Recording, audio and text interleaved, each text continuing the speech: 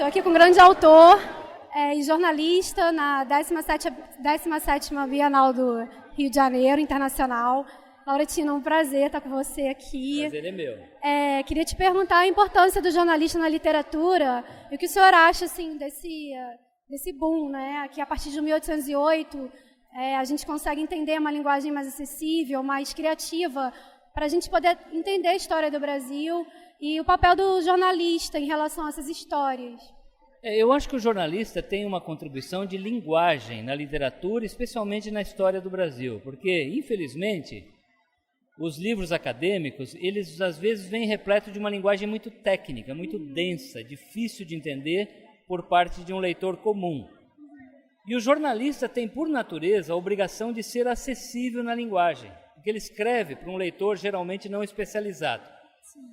Então, acho que o jornalista ele sai com uma certa vantagem. Agora, na área de história do Brasil, é como se nós estivéssemos fazendo uma reportagem, só que uma reportagem no passado. Você não consegue entrevistar mais as pessoas, elas estão todas mortas.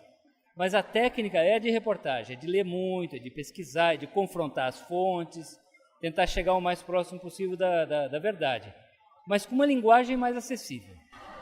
Isso é fundamental, né? Isso é fundamental, Então, eu quero te agradecer pelo seu trabalho e acredito que a história fica mais criativa, mais acessível, mais verdadeira, mas de uma outra perspectiva, né? Que a gente não aprende no colégio dessa maneira. E lendo seu livro, a gente consegue apreender a história toda do Brasil de uma forma bem mais eficaz e bem mais interessante, né? Sim. Eu acho que o desafio, no caso do jornalista, é como ampliar o público, como popularizar um assunto sem banalizá-lo, sem ficar só na superfície. Então, por isso que eu procuro usar esses elementos pitorescos, uma capa mais bem-humorada, mais caricata, mas lá dentro eu tenho que dar um mergulho mais profundo, senão o livro fica apenas um almanaque de curiosidades, né? Exatamente. Muito obrigada, tá, pela tua atenção, tua disponibilidade. É um prazer. E te desejo mais sucesso do que o senhor já conquistou, principalmente na literatura, né? Indo por esse lado da literatura e o senhor merece muitos mais prêmios, né? Tá bom, muito obrigado. Muito obrigada.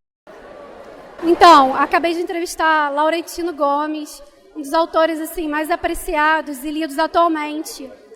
E ele reescreve a história do Brasil com criatividade e de uma linguagem muito acessível para todo brasileiro poder entender a história do próprio país. Assim, uma pessoa muito disponível, uma pessoa assim que eu já era fã e fiquei mais fã ainda pelo papel dele como jornalista e escritor. Realmente, assim, fantástico.